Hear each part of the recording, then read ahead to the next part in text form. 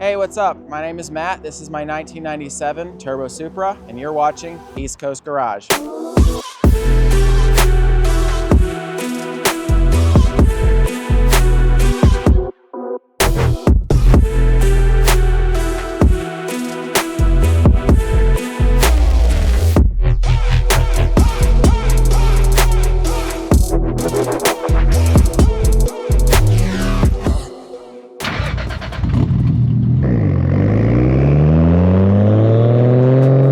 This is my favorite body style of the Supra, and I mean, honestly, I almost want to say it's a fact that this is like the best Supra made. Before we start talking about what all you've done to this, I'm just curious, what was it like when you first bought it? Was it stock or had a little bit? Or?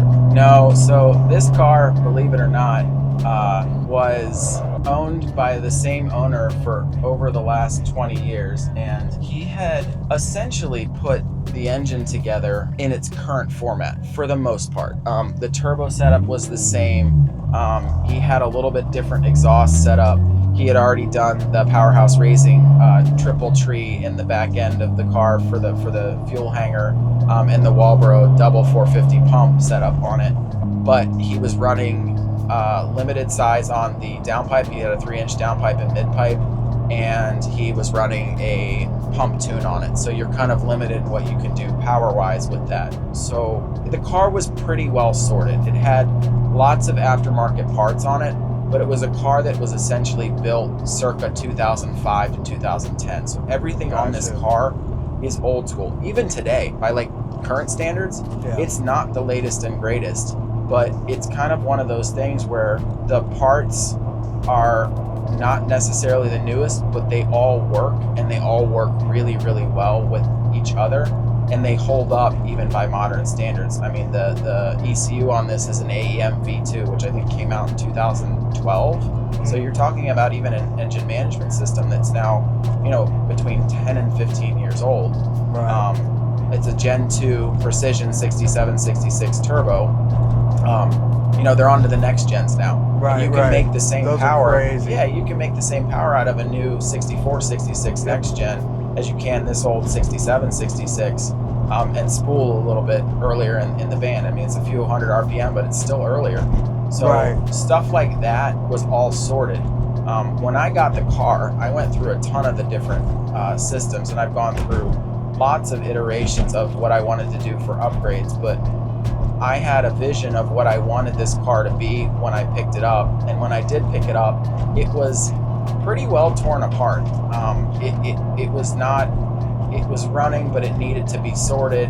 The manifolds needed to be put back on. The engine needed to be put back together.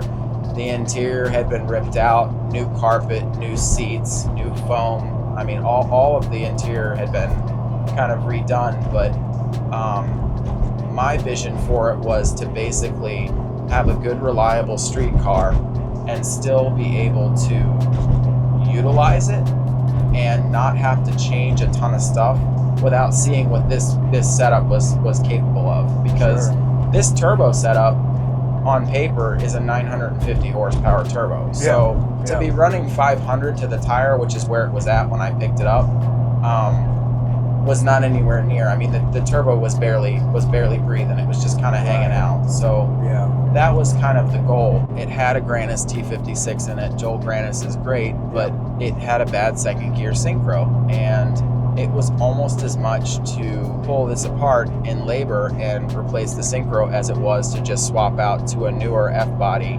style Grannas T56. So the transmission and drive shaft have been swapped out. I replaced the diff bushings on the back end since we had it apart. It had coil system on it. It had an HKS drag setup on it. I would have kept it, but HKS doesn't make a rebuild kit for that coil system anymore.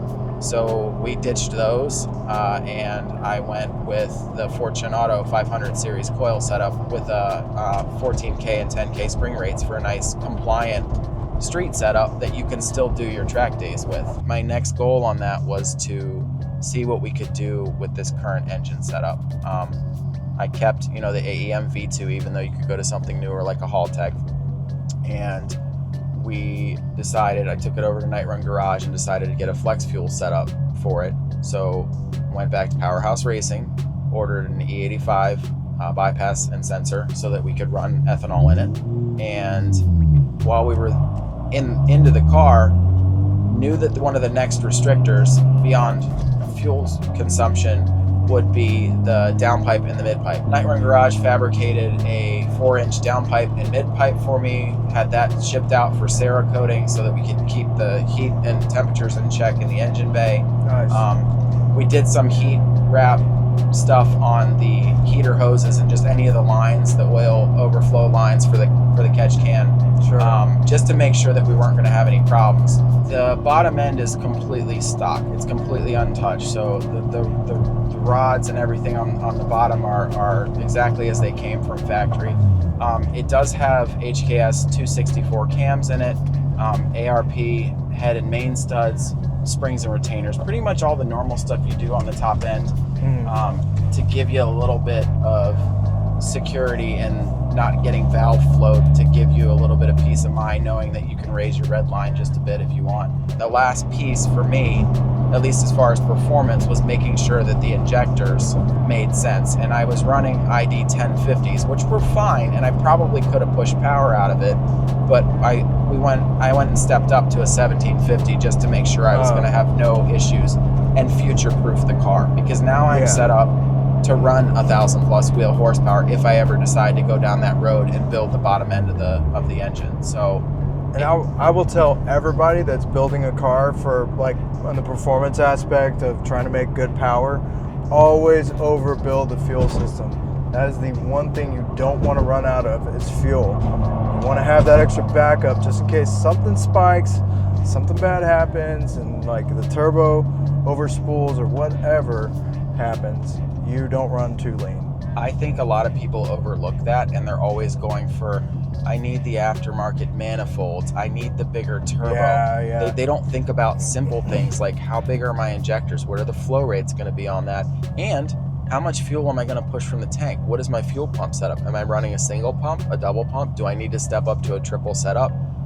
Those are things that, when I was talking to Matt Shue, who tuned this car, was saying, if you're not properly set up for that, the first thing you run into limitations on the dyno, even if you're just going for a good reliable build and you're not chasing the dyno number, the top tier number, is they run out of fuel. They run out. He's like 9 times out of 10 they run out of fuel, and then they're irritated because you've got to go back and you've got to wait to swap those parts out before you can get it back on the dyno, and now the car's down for longer. So that is a super important piece of things. I agree with that 100%. You have pretty much the best tuner on the East Coast that has tuned this car. Oh, yeah. Again, like Matt Shue, his name gets brought up in a lot of my other vehicles that I feature, including his wife JD's beautiful CTS-V.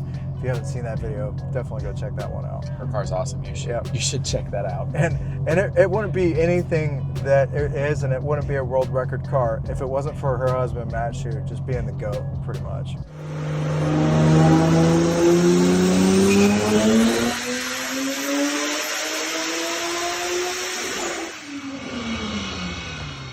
He spent all day on this car getting it squared away, and he had done awesome. He had done the original pump tune on it too, but getting that flex fuel set up, I was super comfortable. He's such a capable tuner that I was not worried about any issues on the dyno, because he always is making sure that these cars are set up correctly and that they're safe, because this car, you can push more power. I've seen people push over 1,000 horsepower on a stock block Supra before, but at that point it's not an if, it's a when it goes. Borrowed time. Be able to live on this at this power rating for a road going car and be reliable and happy essentially for forever, as long as it's taken care of. That was my goal, and that's where we're at right now. So that's perfect. And 100%. Tuner makes a difference. So get yourself a good tuner if you're going to do this. For sure.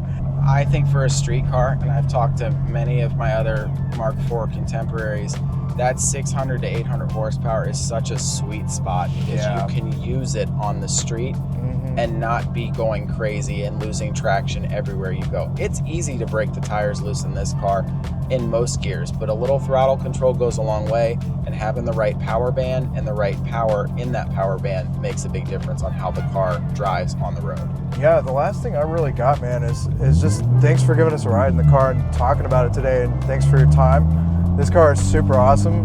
And you know, for those watching the video, tell me which generation of Supras is your favorite, if this one isn't, in the comments. Do some of y'all actually like a Mark V Supra better than this? Maybe.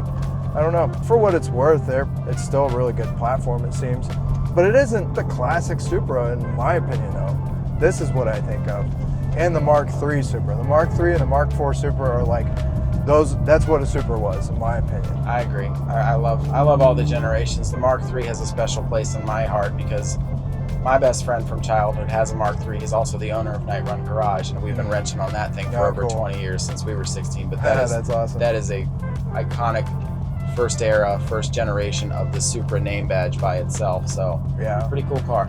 It definitely is. Lastly, for those watching this video, thanks for checking this out. If you got any questions about the car, just hit it up in the comments. I'll hit him up, or he'll chime in, whatever, and we'll get it answered. But I'll see you all in the next video. Thanks again, Matt, for giving us a ride in your Supra. It is such an awesome car. There's gonna be a part 2 because we didn't cover everything. And I think it'd be better to have a couple shorter videos around 10 minutes instead of one longer video. Before that drops, I'll be featuring this gorgeous NSX, so make sure to stay tuned for that.